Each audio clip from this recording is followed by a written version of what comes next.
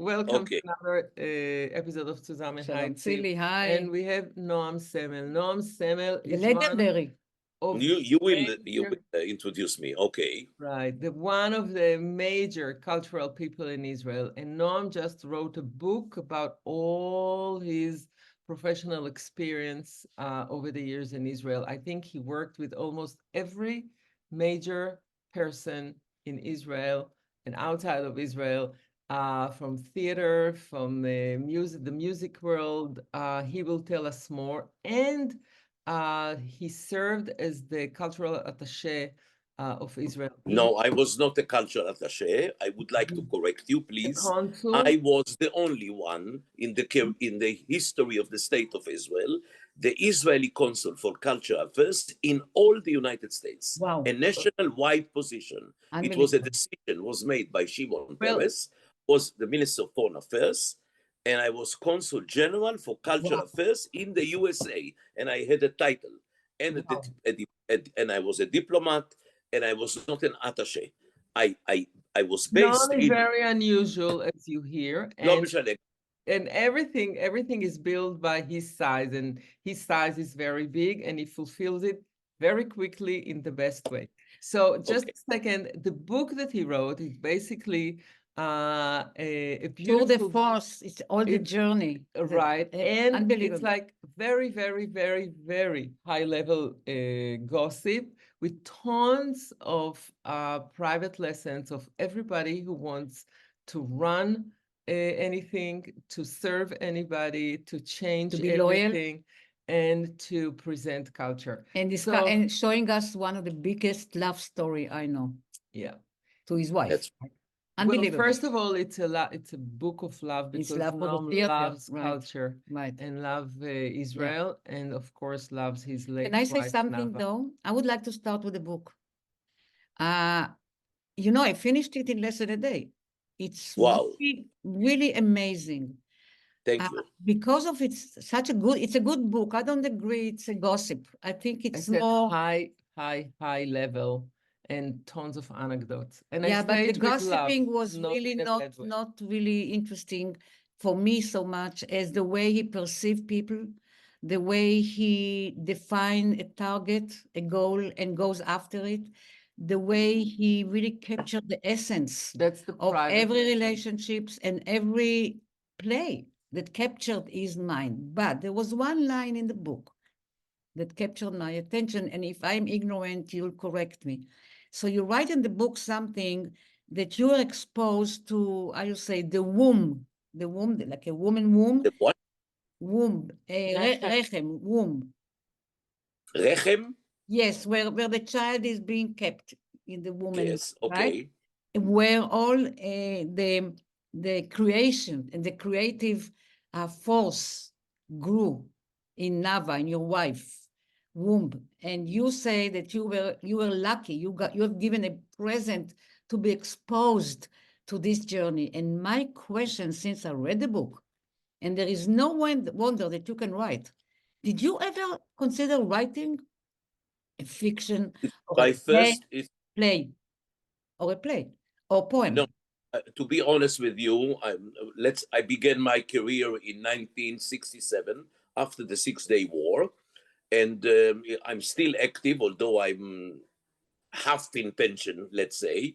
But I want to introduce myself, what I'm doing now, and then I shall answer your question. Please do. I am the international chairman of the Board of Governors, of the International Board of Governors of the Jerusalem Academy for Music and Dance in Jerusalem, 1,200 students.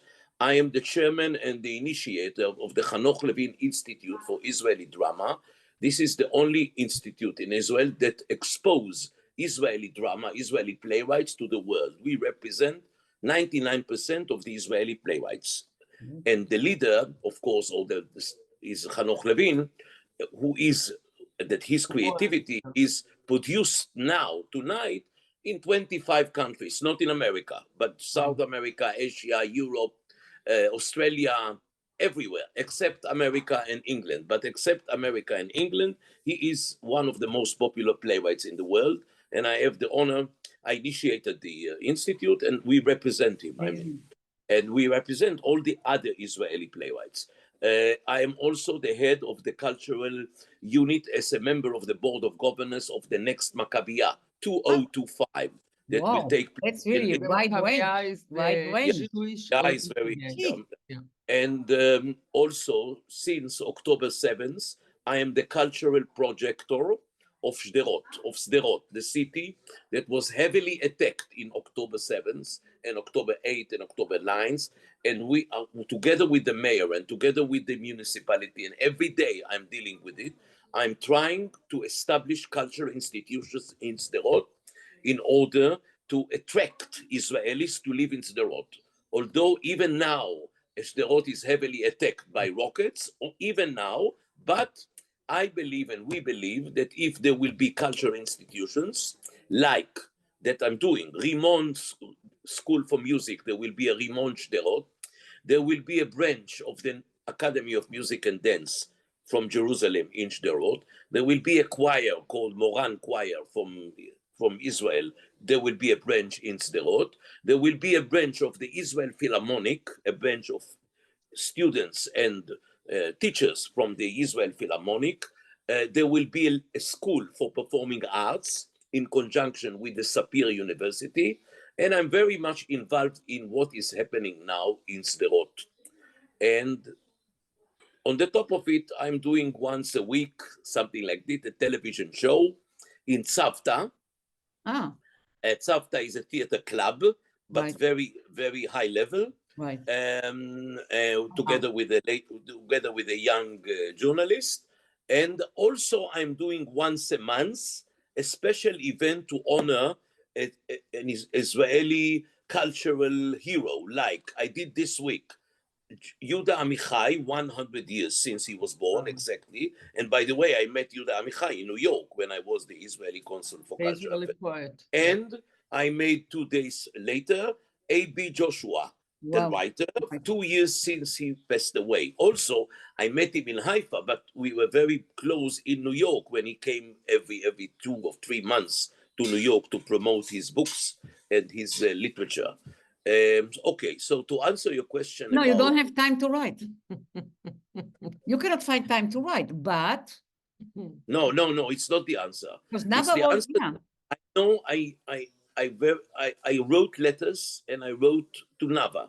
I wrote letters to Nava. I even wrote letters and poems to before I met Nava to Nava is known or girls that she was a writer. I'm a very romantic writer. I am, but not in told you, the theater, greatest love story in the cinema, and not in.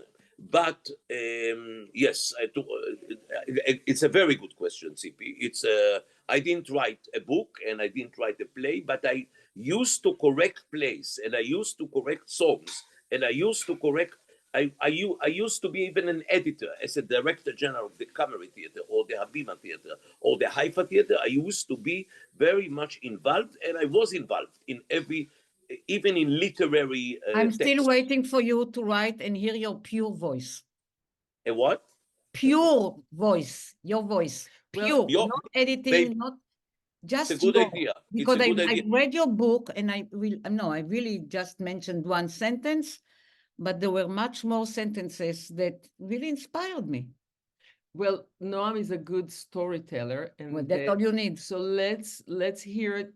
But I want to end my answer, please. Nava, who was my love and my wife for more than 41 years since we have met, used to say, "I'm writing now the diary of my father. I shall not write for you. I want you to sit down and to write a book because you do not understand." Great people think alike, me and Nava. And I shall not write to you. Although when I had to write immediately a speech, let's say in the Knesset or in the parliament, or the parliament or somewhere else, she used to correct me and she used to write down or letter to the mayor or a letter. There are some letters that Nava wrote in the book, by the way, and I quoted Nava. Even the letter to, we shall tell the story of Joe Papp, she wrote the letter to Joe Papp, the producer that initiated the public theater in 424 Lafayette, 425. We go Lafayette, there a lot. We always go there, and it's always good programs. 425 Lafayette Street. Right. Yeah. Okay. Right. But I'm taking this I'm taking this question with love, and I'll try to do my best. Although I need some time and I need a space. I know. And yes. as you understand, I'm very active and I like to be active.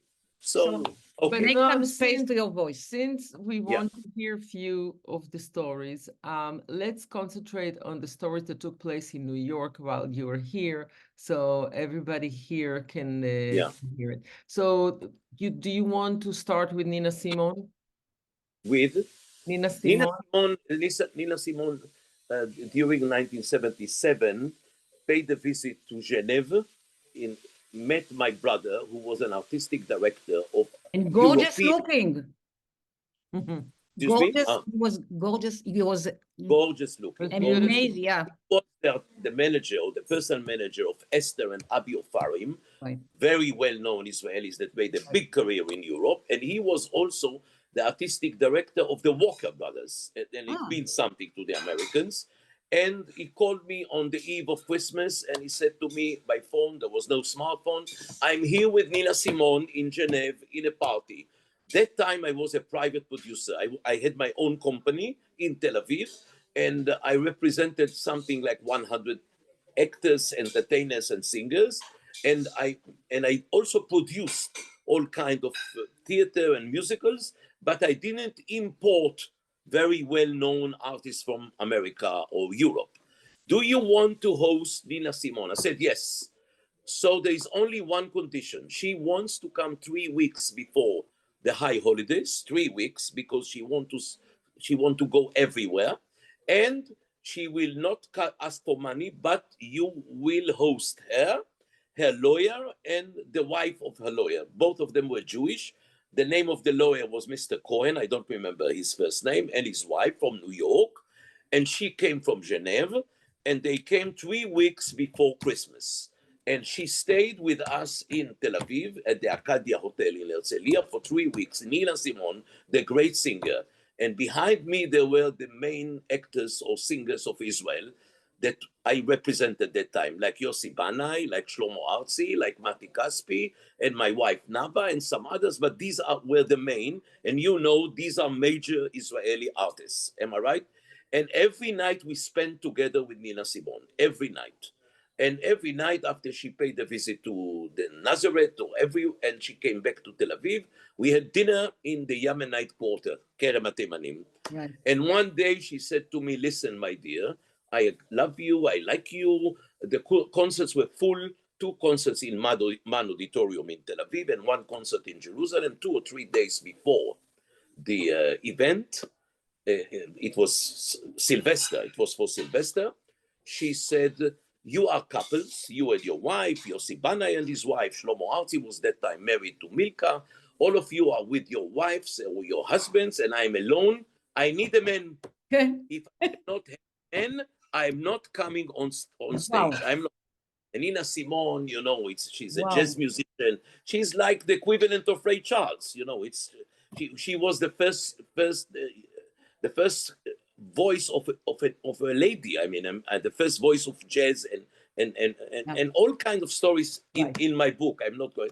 And my wife Nava consulted with her best friend that time in the University of Tel Aviv, and they said there is somebody who is working in Eilat in the swimming pool. He's handsome, and maybe he will take this opportunity. And they brought him to Tel Aviv.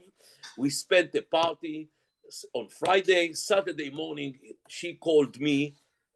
We lived in Tel Aviv, and she said to me, Noam, he's not a man. I'm not going on stage. I said, listen, wait a minute, I'm coming. And I came to the big man. And I'm coming to the hotel, and I persuaded her to leave him, and he was crying, and he said she's all kinds of stories. I don't want to speak about it. Anyhow, a week before, there was another scandal with her. A lady, a journalist that both of you remember, Edith Naaman, came to the Arcadia Hotel to interview her. And she was in the sauna, and she said to Nina Simone said to Edith Naaman. She was a very well-known journalist and very popular. Come to the sauna. Not that time, it was, she called me to the sauna and everybody was naked inside the sauna. So I entered to the sauna and I tried to enter to the sauna, but I was not allowed. And she left the sauna naked to the park and said to me in English, of course, she is not a journalist. She is a gossip columnist. She is asking me all kind of questions about who was my lover and what was the story between me and Louis Armstrong and what was the story between me and Ray Charles and what was the story with some other people. And I want to be interviewed about my music. And I asked Edith Naaman, and I said to Edith Naaman, listen, if you will not ask her professional questions, she will not answer there will not be an article. What shall I ask? I said, ask her, how was it to live to grow up? I mean, in America, I was with the apartheid, so-called apartheid at that time. How was with your parents? Because you were very talented and your parents were not allowed to come to your first concert in the school, in the elementary school. All kind of historical facts about her that I gave her. And she went inside to the sauna and interviewed her. And there was a big article, three pages. You can ask Aya, and she will send you the original article. I appreciate the answer. I appreciate that she wanted to be, people will talk about. She wanted to speak about her career and her contribution to the American music. Yes. Then she came to the stage. It was the first time ever after the Yom Kippur War, because none of the American or European high-level artists wanted to come to Israel. Israel, like today, exactly. That's the reason I began with this story. Nobody wanted to come, and she said, I'm a Christian. If you will obey my orders, I shall come to the stage. She came to the stage, 1 bottle of whiskey, 1 bottle of vodka, but she was alone on stage. Mati Kaspi, one of the greatest Israeli singers and musicians, was the technical director of the music. Wow. He was a technician, as a volunteer. And Shlomo Artzi, my brother-in-law, who is maybe now singer #1 in Israel, was in the hall to make the balance. Mati and Shlomo and Nava, this was a very familiar event, and she gave a concert of 3 hours. She sang even an Israeli song, Hava Nagila. All the audience in the Mal Auditorium, the first time ever stood up, all the audience. She asked the audience to come to the stage and to play like a drummer on the stage, because she had only a piano. 3.5 hours in the Mal Auditorium, and then in Jerusalem, this is the equivalent of the Mal Auditorium. Unbelievable, unforgettable concerts. Then she decided to stay in Sinai Desert. I didn't accept it, but she okay, but we ended our agreement. The lawyer, the Jewish lawyer, Mr. Cohen, and his wife went back to New York, and she stayed for 3 or 4 months in Sinai Desert, 3 or 4 months. And one day I received a telephone call from the police in Eilat that Nina Simone came to the police station and told them some stories about what had happened in the Sinai Desert. I don't want to say, but I shall explain to you what they did to her. All kind of Arabic Bedouins, I don't know. I said, listen, they didn't know who is Nina Simone. I said, listen, I know this lady. I shall sign whatever is necessary to be signed, and please release her. She is one of the greatest artists of the world. They released her, and she went back to America, and that's the end of the story. And for me, it's a big memory. That's it. Oh, no, since you have many great stories in memory, so let's cut them shorter, because otherwise we won't be able to cover. But you will cut it, no? You cannot cut. No, we don't. We're not cutting. You are the maestro. We are not cutting. However, don't talk with your. It was a very good story. Fantastic, but don't talk with your hands, because the moment you are close to the camera, your hands become giant. That I'm giving an interview to 2 ladies that are directors, artistic directors, editors, producers. Oh yeah, and also opinionated. So let's go to Jane Fonda. Opinion makers. No, let's move to Jane Fonda. Jane Fonda. 1980, I received the job of the Director General of the Haifa Municipal Theater. I was asked by Oded Kotler, a very well-known Israeli actor and artistic director, and then a director who won, by the way, the Cannes Festival as the best actor in the year 1970 something, by a movie done by Uri Zohar, a very well-known Israeli filmmaker, and a story written by A.B. Joshua, a very well-known Israeli writer who passed away 2 years ago. 3 Days and the Child, that's the name. And he asked me to replace him. I left all my private business, all my business. I gave it for free for somebody. And I went to live in Haifa and to be the head of the Haifa Municipal Theater. And Nava went with me, that time we had one only son, 1 year old, and we moved to Haifa. We were isolated, but Oded Kotler said to me, listen, there is a present from Mr. Arnon Milchan, who is an Israeli philanthropist in LA,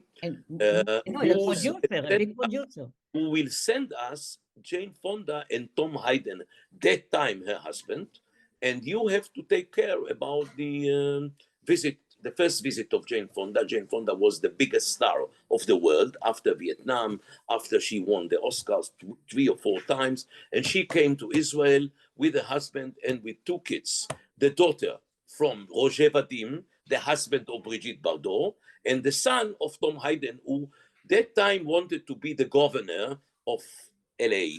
And that's the reason he paid a visit to Israel. Anyhow, for 1 week we were together, Jane Fonda and me, moving around the country, meeting Amos Oz and Asi Dayan and all Uri Avneri, you know, all kind of very well-known Israeli activists in politics for coexistence. And when we were at the Wailing Wall, hundreds of photographers attacked her and she broke her leg. Wow. And I took her to the Hadassah hospital. And for the next 5 days, we went, I hugged her, she hugged me, although she's taller than me, maybe 50 centimeters more, but we moved together from place to place. And one day we had to go to the north of the Galilee, to a kibbutz. And I came with Nava, my wife. And when I came, and there was a limousine of the Israeli Foreign Ministry, and Nava didn't want to go inside the limousine. He said, it's enough. I came with me. I said hello to Jane Fonda. I'm going back home. I said to her, and I have something that we call it hunch. Hunch. Yeah. I said to Nava, listen, you go now inside the limousine. You will sit next to Jane Fonda. This trip to the Galilee will change your life. I didn't know what. And I pushed her to the car, and I sat next to her. She sat next to Jane Fonda. Within 5 minutes, they were the best friends. And Jane Fonda told Nava the whole story of her mother that committed suicide. And Nava told Jane Fonda the whole story of her mother, who was a Holocaust survivor. And after 50 minutes of drive, they became friends. And Nava wrote her first story. That was, by the way, this was the first step for the first book about the second generation of Holocaust survivors. Nava was the first writer in the world to write down a collection of 10 short stories. There was a lady from New York who is a good friend of Nava and mine. Maybe you know her, Helen Epstein. She was the first to discover the fact that there is second generation of Holocaust survivors. But she didn't write a story. Nava wrote 10 stories, and one story was under the influence of the visit or the meeting with Jane Fonda, and some other stories. And this is a book that is calling A Head of Glass, as if the sons and the daughters of the survivors... כובע זכוכית in Hebrew. כובע של זכוכית, או כובע זכוכית. 2 weeks ago, I paid a visit to Japan. I went with my girlfriend with an organized tour to Japan, although I paid a visit to Japan a few times as the head of the Camry Theater, but didn't have time to see anything because I was very busy with the productions and with the company. When I came to a meeting with the ambassador of Israel to Japan, a Japanese lady came to me and said, Mr. Noam Semel, we know you. I was in shock. And she said, in the year 2012, you produced with the greatest producer and director of Japan, Inagawa, a play, Trojan Women, based on a Greek drama. And I am honored to show you now the first book of your wife in Japanese. Wow. And this book will be distributed in Hiroshima and Nagasaki because we are having the same story, second generation of the atomic bomb, of the American atomic bomb. Wow.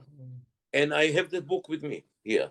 I have the book with me, and there will be another book, initiative of a lady, a Japanese writer that decided to translate Nava's books to Japanese because she said that Nava relates to the Japanese, to the sufferness and to the, and anyhow, so this was Jane Fonda, and many years later on, Nava was very busy. She committed to a lecture in LA. I don't remember if it was UGA or Hadassah, and Nava couldn't leave her mother, who were very, very sick.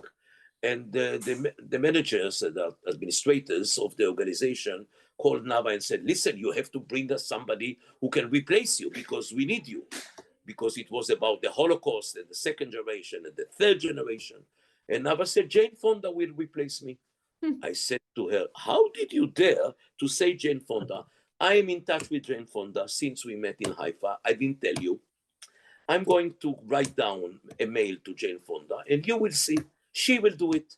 And Jane Fonda accepted for free to read from Nava's book, and the rat left. That's the laughed. And that's the name of the book. It's a book that Nava wrote about a small child that was hidden in a potato hole, and the son of the two Polish farmers used to rape her, and the only friend that she had in the hole was the rat, and she read for 5 minutes or something like that, and she gave the introduction, who is Nava, what she writes about, and she loves her, and she said everything, and then she read it. The following excerpts are from And the Rat Laughed, a novel by acclaimed Israeli writer Noam Semel, a child of Holocaust survivors. The novel, translated by Miriam Schlesinger, begins in 1999 in Tel Aviv, with a survivor trying to answer her granddaughter's questions for a school project about her Holocaust experience. As a 5-year-old girl, she'd been hidden from the Nazis on a farm in Poland, in a pit, with only a rat for company. In the pit, she was sexually abused by Stefan, the son of a Polish farmer. Her granddaughter tells the legend of Girl and Rat to her teacher. And in 2009, those who have heard it through her classmates set up an internet website with poems which spread the memory mythically around the world. The novel takes place in the past, present, and future. From 1943 to 2099, when an anthropologist discovers the diary of Father Stanislaw documenting his rescue of the little girl in the pit. Jumping back and forth in time, the novel focuses on memory being transferred via the chain of generations. From the novel, A Day in Tel Aviv, 1999. How to tell the story. Things that had been locked inside began showing through lately. But maybe there's no need to tell her story at all. The old woman keeps trying to stick to her silence. For so many years, she's kept the story inside her, and now the question refuses to be muted any longer. It rises out of its grave, egging her on, intrusive. How should the story be told? Maybe it's been told already, leaking through in moments of distraction, forcing its way to the surface whenever she loosened her grip. And since the thought of that story being jostled about unattended and vulnerable without her is too unsettling, it's as if she has no choice but to assume the role of storyteller, but she doesn't know how. And just as she has repressed the story, so too does she now repress the very question. Because if she were to give it a voice, the story would burst through without her being able to contain it, and its severed limbs would scatter in all directions, unfamiliar even to her. Insofar as it depends on her, she's not going to tell the full story. I was their little girl, fathers and mothers. I loved them. That could be the beginning. No, that would put an end to the story before it even began. I was a little girl. I did not choose to be born. I suppose I must have been happy. Not that the question ever arose, of course. Children are not in the habit of wondering about their own happiness. What would you like to know? What good will it do? Why now? The old woman's barrage of questions tries to ward off the inevitable, but her granddaughter won't let up. She insists on getting some answers. The old woman is having trouble finding a sensible place to begin, one that won't jeopardize the rest of it. And yet she's the only one who can tell it. It's not, if not all of it, most of it, at least some parts of it. A strange sense of urgency overtakes her. Maybe it's old age. She can't afford to let the story disappear as if it never happened. I had a mother. I had a father. Won't you make do with that? I loved and lost. That's the end. In the beginning, too. And then Tzili reminded me that when Nava was invited to the UN to participate in the Holocaust Memorial Day, she came with Olympia Dukakis, another friend of Nava, and she read from Nava's books another play or story. And they screened also Jane Fonda reading the and the Red Left that Nava wrote.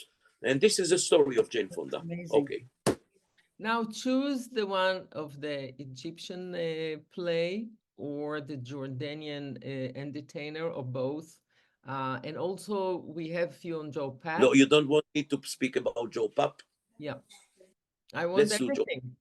But the year is yeah, okay. You can do two chapters. we can the continue series next. of Yeah. shows. Yes, this one. I have time until You have to write. No, you don't have time. You have to start writing. You have to come with an idea. You have to send me and Tzili a log line of your whatever you're going to write. You don't have to. Let's go to Joe Papp. Okay, I became a very close friend of Joe Papp when I was Israeli consul for cultural affairs in New York, in Manhattan.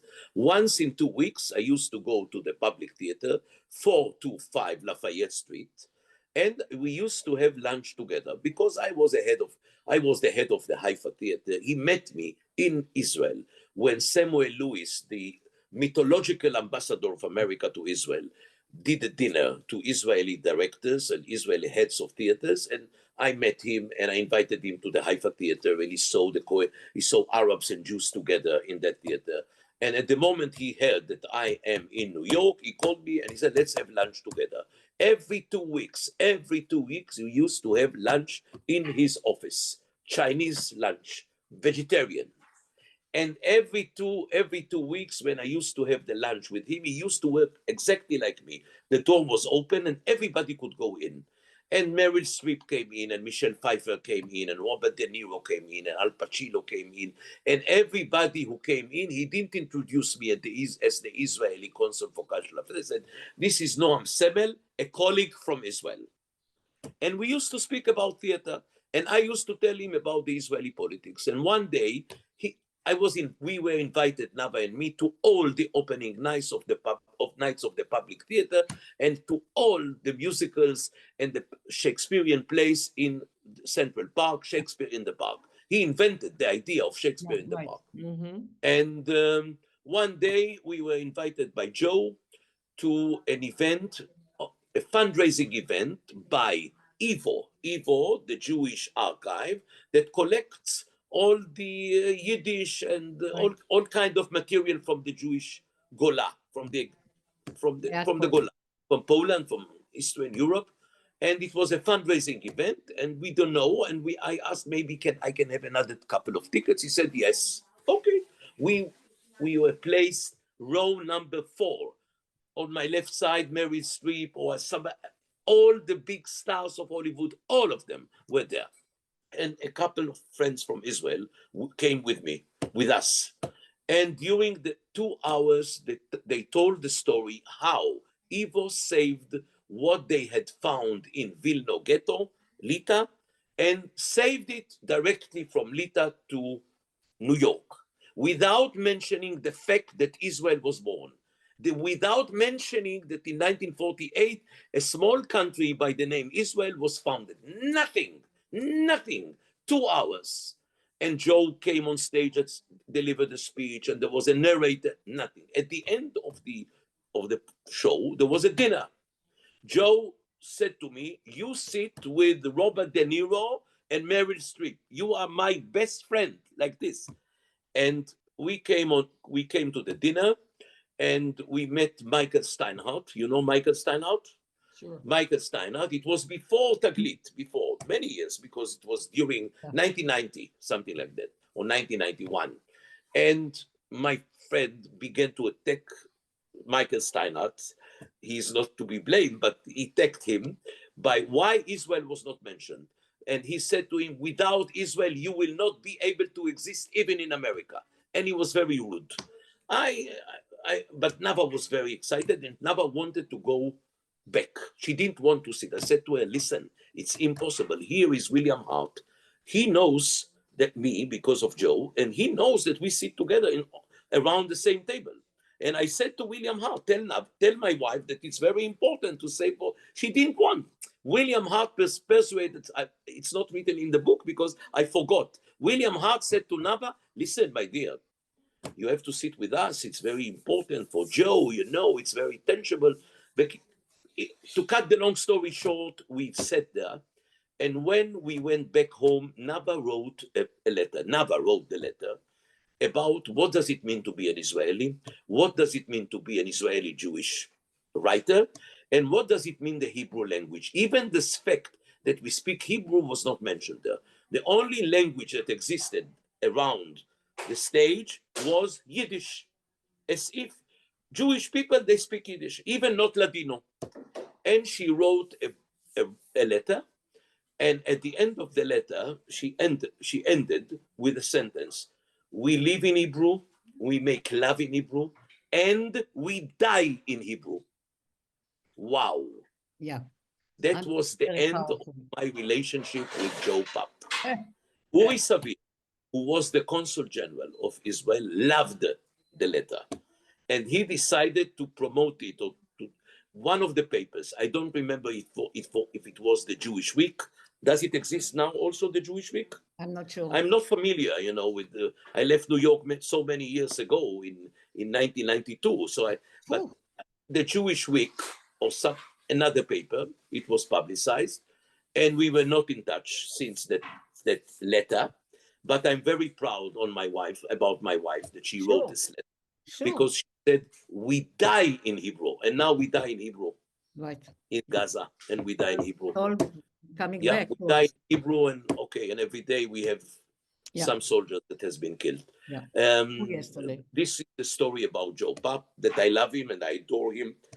And Helen Epstein, that I mentioned before, about the second generation, wrote the biography of Joe Papp, and she has sent me, and she has sent Nava, and she tried to make a meeting in New York, Nava and me and Joe Papp, and it didn't happen because he became sick, because he wanted.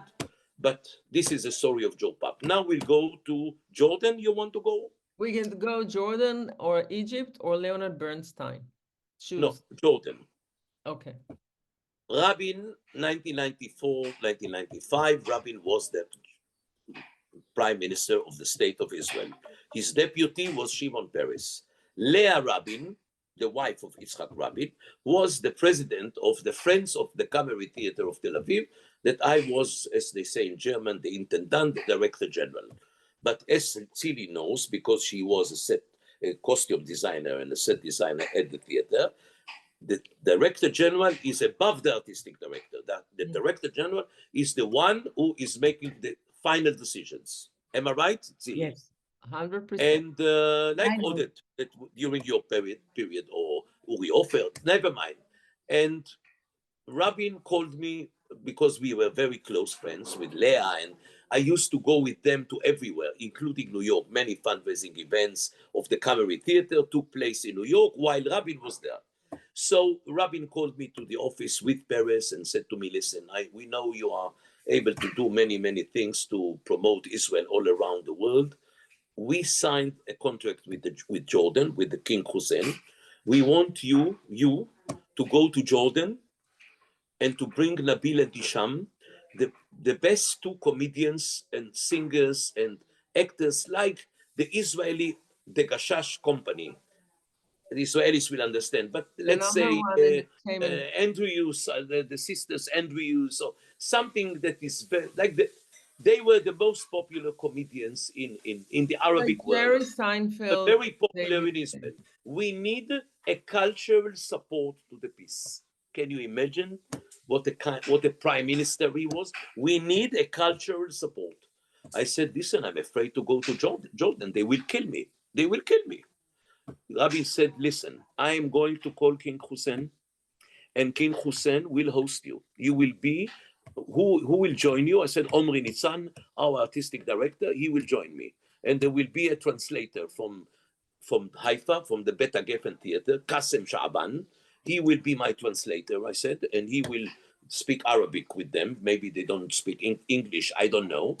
You will bring them to Israel to perform all around the country, and I'm going to attend the performance, Rabin said. And Peres said, yes, we need this contact between the Israeli culture and the Jordanian culture. And don't be afraid, King Hussein is behind you. And it was exactly like that. And we went to meet them in Amman during the Ramadan, and we gathered together with the food. To cut the long story short, in November 4th, 1995, at midnight, I received a telephone call from Nabil. He was married to a British lady. Noam, we are on the bridge of the north of the Galilee, Aram Naharaim. Rabin was killed, murdered. Shall we go in or not? I said, wait a minute. I couldn't call Eitan Haber, the spokesman of Rabin. He was very busy with the event, with the horrible event. I called Peres. Peres was available. And everybody said that Peres will be the next prime minister to replace Rabin. What do you suggest, Mr. Peres? He said, bring them. We need them. Bring them in, but not to Tel Aviv and Haifa and Jerusalem, but to the Arabic villages at the beginning.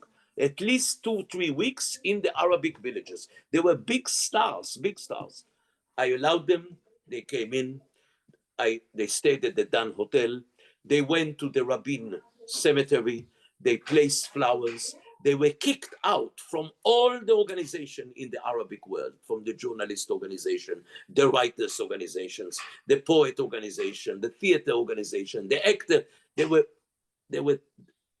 totally took them out. I mean, anyhow, they performed even in Tel Aviv. Peres was the guest of honor. Rabin was not alive.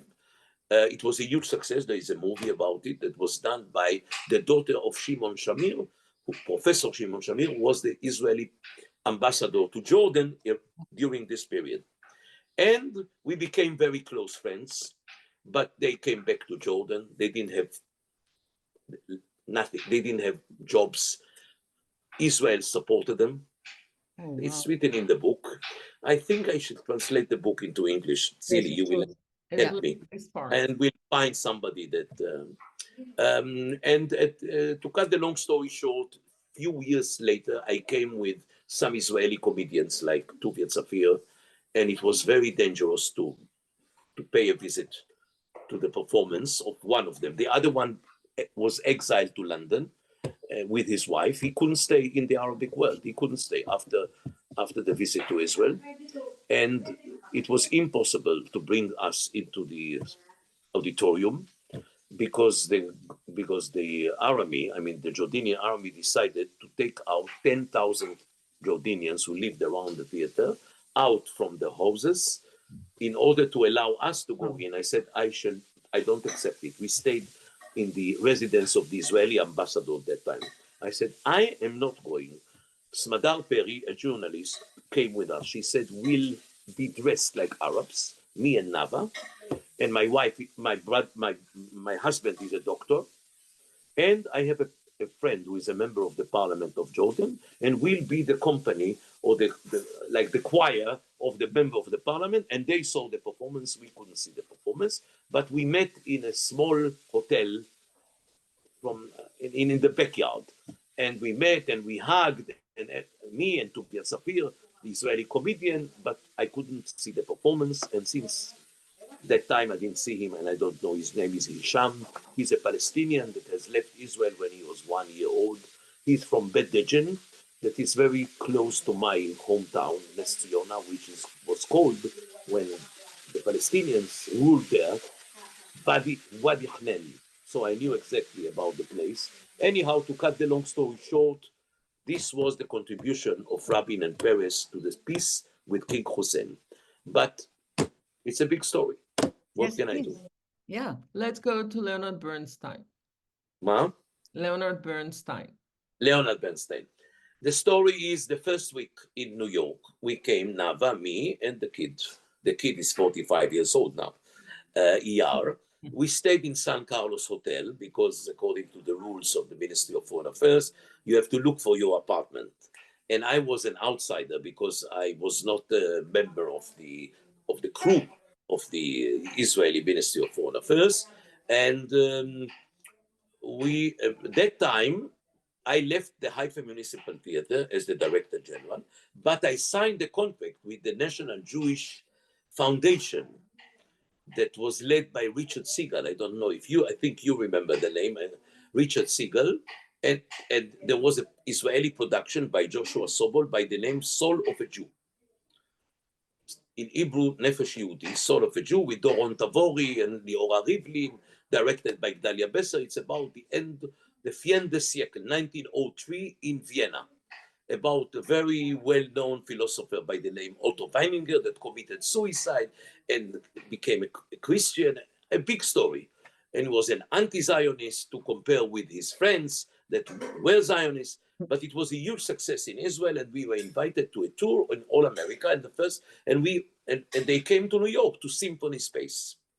And I was the consul for cultural affairs, and I invited Art Delugov. Art Delugov was that time the owner and the manager of the Village Gate.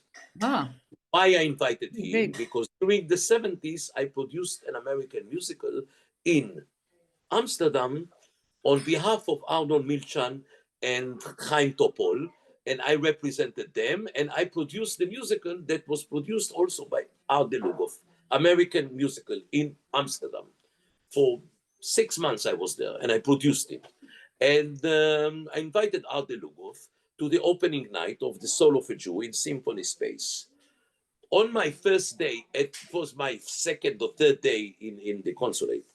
And on my third day, somebody called me from the consulate department saying to me, there is a poet in our department who is describing himself, introducing himself as a poet. We do not believe that he was as a poet. His name is Yevtushenko. They didn't know how to pronounce the name, the greatest Russian poet in the whole history of Russia, to compare with Tolstoy. And I said, do you mean Yevgeny Yevtushenko? Yes, I'm coming downstairs. I came downstairs and I met Yevtushenko, and he wanted to come to Israel. I organized all the documents, and I said to him, you know, tonight there is a performance of an Israeli theater. Art Delugov will come. And Art Delugov said to me that maybe he will come with the poet Allen Ginsberg. Maybe you will come, you will meet Allen Ginsberg. I know Allen Ginsberg. I know. I said, listen, you know him, but tonight at 8 o'clock, you will be at Symphony Space because I am doing after the show a reception in a Chinese restaurant. I didn't understand that time that I have to do in a kosher restaurant. I didn't know. So I took an Asian restaurant, and inside, next to the entrance to the symphony space. You know symphony space, 90 seconds Right. Yes. and Broadway. Yeah. Anyhow, there was a big reception. Allen Ginsberg came, and Ardelugov came, and Yevtushenko came to the reception. They met the actors, and Ardelugov said to me, it was Thursday, what shall we do tomorrow for Shabbat, Oneg Shabbat? How do you say in English, Oneg Shabbat? Yeah, you know, I don't know. Friday night dinner. Shabbat night, like Yeah. we used to do in Israel in the youth movement, Kabbalat Shabbat. I said, why, let's do it with all your actors. I said, will you host us in the village gate? He said, yes. And Yevtushenko asked me, do you want me to read the Babi Yar? Yes, but I'll bring an Israeli actor to read Babi Yar in Hebrew. So Allen Ginsberg heard, I'm speaking about two of the greatest poets of the world. Yeah. Allen Ginsberg said, if Israeli will read in Hebrew, I will read Babi Yar in English. I said, let's do a Shabbat dinner, not dinner, Shabbat. So we did the event at the village gate. Babi Yar is the name of a valley in Kiev, where tens of thousands of Jews were killed there by the Ukrainians. That were influenced by the Nazis that time. The only person, the only writer, the only poet who decided to speak in his poetry about what had happened to the Jews by the Russians was Yevgeny Yevtushenko. He was very courageous, and he wrote a poem by the name Babi Yar. And this poem was written in Russian, and he was a very, very popular poet. And he read this poet about what had happened to the Jewish people. More or less, the whole Jewish community of Kiev was killed by the Ukrainians, the Russians, during that time, that horrible time. And they were thrown away into the hole, into the valley of Babi Yar. It's a name. There is now a memorial there, but the poem is the most powerful cultural item in the world about what had happened to the Jews in Russia. And during the communist regime, nobody was not allowed to speak about what had happened to the Jews, except Yevtushenko, who was a persona grata by the regime and by the rulers of Soviet Union, and they didn't touch him, and he spoke about it. And he became a very close friend of the Jewish community in the whole world and Israel and Pate. But that time in Russia, he was the only voice about what had happened to the Jewish people during the time of the Second World War in Russia. Mm-hmm. And it was only one place where it happened. But he wrote about what happened in Kiev. And this is a memorial to all the Jewish people that are, everybody who goes to Kiev goes to Babi Yar, because Babi Yar became so popular and famous thanks to Yevgeny Yevtushenko. He was a great poet. Mm-hmm. And during that evening on Friday, all of a sudden, somebody knocked on the door, on the window. And I opened the window because it was rainy, and I saw in front of my face Leonard Bernstein, the greatest conductor of the world, who wrote West Side Story. And I said, Mr. Bernstein, what are you doing here? He said to me in English, are you doing Oneg Shabbat? He said in Hebrew, are you doing? I said, yes, it's here. And he came in, he went to the piano and he played the piano, and Leonard Bernstein and Yevgeny Yevtushenko and Allen Ginsberg and all the Israelis that were there, we sang for half an hour Israeli songs from the War of Independence, like Ruach Noshevet Krira, all these songs, and Leonard Bernstein on the piano. Unbelievable. Wow. This is the story. New York, 1988, rainy day, village gate, Ardelugov, the owner, and Leonard Bernstein is playing the piano. Allen Ginsberg is singing, Yevtushenko is singing, and everybody was there. That's the story. So now let's go to Egypt. You were running you're head of the Haifa Municipality Theater, and you chose a play by an Egyptian playwright. Yeah, I was the head of the Haifa Municipal Theater. Our artistic director was the same one who was with me, Omri Nitzan. And we decided to produce an Egyptian play. Why? Because Israel signed a peace treaty with Egypt. President Sadat and Prime Minister Begin signed in Washington an agreement. And we said, if they signed an agreement, we have to support the agreement. We were the only cultural institution in Israel that decided to support the agreement. And we had a consultant by the name Professor Sasson Somech from the Tel Aviv University, who used to translate Najib Mahfouz. Najib Mahfouz was that time the greatest Egyptian writer, and he translated him into Hebrew, and he published it in Israel. And he suggested Small Talks on the Nile. It was not a play, it was not a story, it was a television series that was very popular in Israel, because when Israel didn't have television, and you remember we used to watch the Egyptian television, and we saw this series, Small Talks on the Nile. It was a satire against the Egyptian regime about the time of the attrition war. The attrition war, Milchemet HaAtasha, was criticized by the Egyptians the same as it was criticized by the Jews or by the Israelis, by Hanoch Levin, Malkat Ambatiyat, Queen Tzves. So it was a satire against the regime and the elite. Excuse me? Wait. Hanoch Levin was one of the leading playwrights. Yeah, he was the first to criticize and to attack the Golda Meir government. Although we were after the 6-Day War, we were heroes, etc. To cut the long story short, we decided to do it. I said to Mr. Sasson Somech, I shall not produce an Egyptian play without an agreement about the rights. I shall not, although we didn't have an international agreement with Egypt at that time, I could do it. I said, I shall not do the first Egyptian play without an agreement. We went to Cairo, Sasson Somech, me and Nava.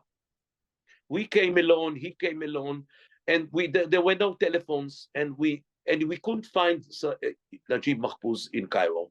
Somebody said to Mr. Somech that Najib Mahfouz is sitting every day in a coffee shop in Alexandria. We went to Alexandria. When we came very close to the coffee shop, Sasson Somech saw Najib Mahfouz and said to me and Nava, you will not go into the coffee shop. I'm going alone. I look like an Arab. I speak Arabic. I should ask him if he wants to meet Israelis. Maybe he doesn't want to meet Israelis.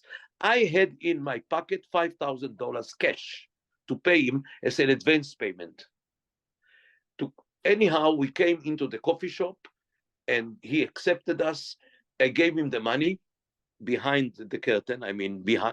Behind the table. Under the table. And he was so excited that he met Israelis, young Israelis that were in the Israeli army, that he said, you and your wife would stay, you will be my guest, you will stay overnight in Alexandria in an hotel that I shall pay. And we stayed all night long in an hotel in Alexandria, and we stayed the whole day long in Alexandria with the greatest writer of Egypt, or maybe the Arabic world. And to the table, many, all kind of schleppers came to say hello to Najib Mahfouz. Writers and poets and journalists and reporters and agents. And he introduced them to us. And one of them said to Nava, the Holocaust didn't exist. It's a lie. It's an invention of the Jews. It didn't exist. I was in shock. Nava was in shock. Because for us, it was the first time that we met the people that ignore the fact that there was a Holocaust to the Jewish people. She took her hand and did like this, although she didn't have a number, but her mother had a number. And she said, the number on the hand of my mother is the fact that there was a Holocaust. And she quoted the number, she knew the number. And there was a fight between us. And then she wrote another short story about this visit. And it is included in The Hat of Glass, the same collection of short stories of Holocaust survivors or second generation. Anyhow, we have produced the play in Haifa. It was not a huge success, but we did it. And even the deputy foreign ministry, the deputy of the Ministry of Foreign Affairs paid a visit to Haifa and was a guest of honor. And who was the leader, the cultural leader that met him? A.B. Joshua, the writer who used to live in Haifa. So he met him for dinner at the Dan Hotel, and then they went together to the performance. And he was very happy. And this is the story, but the play was a flop. We didn't understand in Egyptian culture. We didn't understand that we have to produce something else. Now I do understand. But it was an experience to bridge the gap of cultures. This is the story. Noam, I want to ask you, because you have so much experience. Can you please adjust the frame? Move the phone a because bit you have so we can see your too head. much headspace. לא מבין? כן. Okay. You have so much experience with producing Israeli plays and stories. When do you think, we're so close and still under such a tough time since October 7th? And we see that slowly, we start to see production. And I sometimes feel that it's too close. It's much too close and too painful. When do you think it's the right time to get the right space before you really start to write about what's going on? First of all, there are many, many productions and literary events and all kinds of response.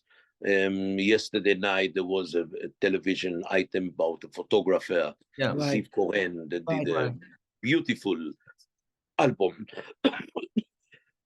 about what he has seen there. The Habima National Theatre produced a play about what had happened to the Israelis in the shelters during the time of the bombs on Tel Aviv. There are many poems and short stories.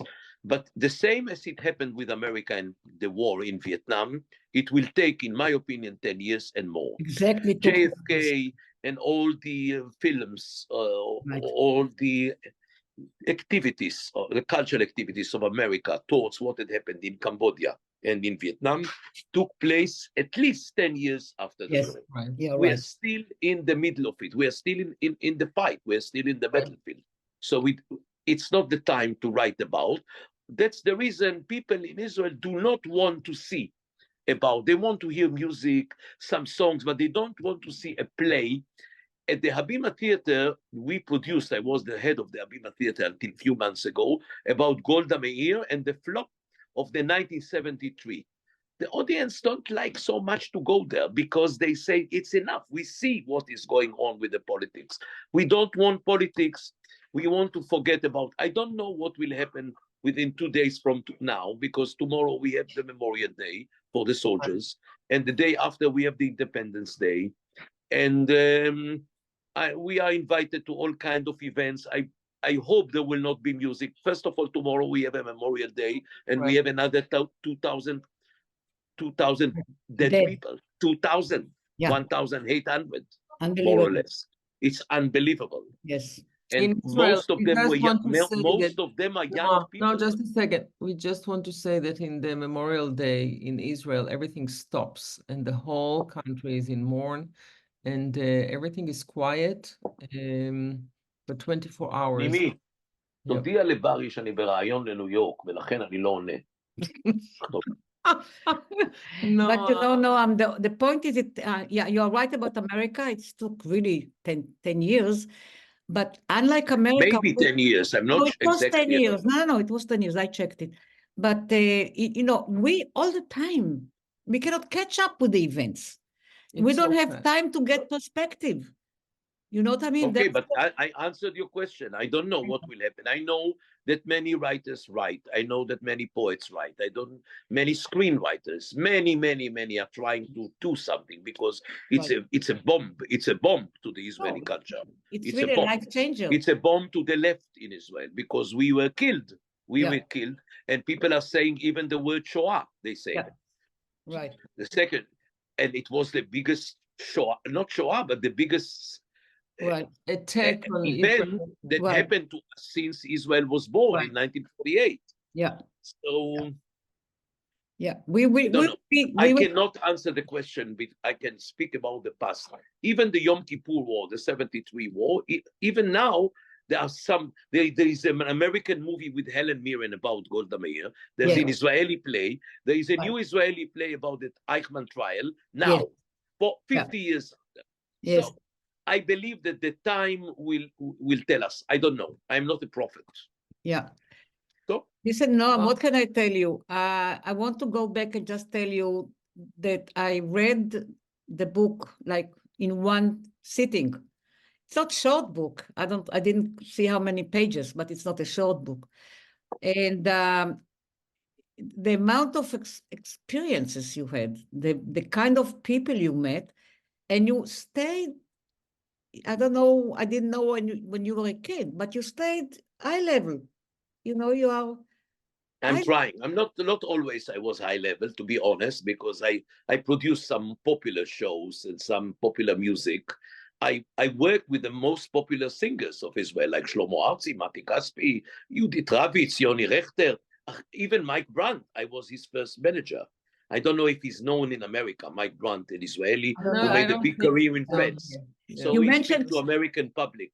You mentioned Shlomo Artzi. But the equivalent in Art and Garfinkel, Paul Simon and Art Garfinkel, the equivalent of Paul McCartney, the equivalent, the Israeli equivalent.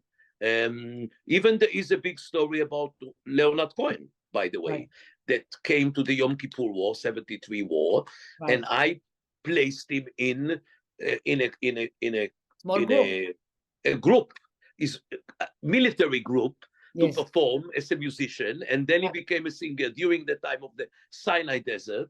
And it's a big story because they didn't want him. One of the singers didn't want that Leonard Cohen will join them because he doesn't know Hebrew. And by the way, this was his second visit to Israel, because in 1972 he paid a visit to Israel, and he performed in the what we call now Nokia Stadium, a stadium for basketball. And there were very small amount of audience. I mean, he had something like 2,500 people in a big auditorium of 10,000. And he felt Israeli, he felt Jewish, he felt he has to be with us. And after 1 week, he was in Israel. You know, except Jerry Seinfeld, who paid a visit to the horrible places in the Gaza Strip. I don't think one of the American artists paid the visit to Israel. There were few, but not that caliber. And not this caliber. Yeah, not I don't know. I just want to tell you something. You know, you mentioned. And not European, of course. Yeah. Look what happened with Leonard Cohen and how he was welcomed in Israel and what he became.